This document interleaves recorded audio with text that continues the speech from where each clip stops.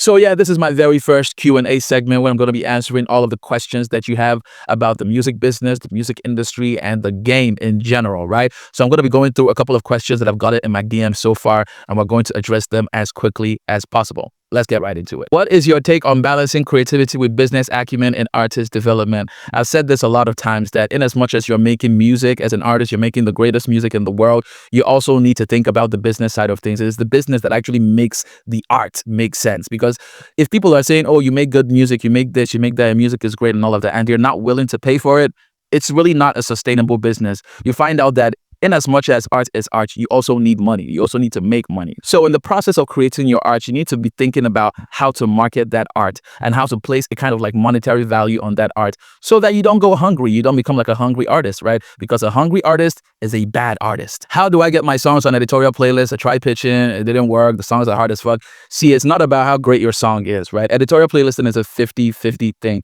First of all, Spotify needs to be friends with your account, right? So Spotify needs to realize that you're actually serious about music. So consistent releases and consistent marketing is also one way to get on editorial playlists. Most of the time, the people that get on editorial playlists are the ones that are signed to the major labels. But it doesn't mean that an independent artist cannot get on playlists. But for an independent artist to get on a playlist, on an editorial playlist, your marketing has to be dope, right? Your Spotify numbers have to be like on the come up. Like Spotify needs to see like a lot of activity on your Spotify profile. So for every song that you release, try as much as possible to market it properly, both pre-release and post-release, and you have a higher chance at getting on editorial playlists. It's really that straightforward, I guess. Do you think it's okay for an artist to follow a trending pattern of music or create their own sound? First of all, it's not okay to copy anybody or follow anybody. But first of all, you need to understand, instead of following that particular sound, you need to understand, why does that sound work? What are the elements that exist in that sound that make it work? And how can I incorporate those elements in my own sound to make it work as well? Because there are certain elements that exist in different sounds that make it work, but the mistake that a lot of people tend to make is that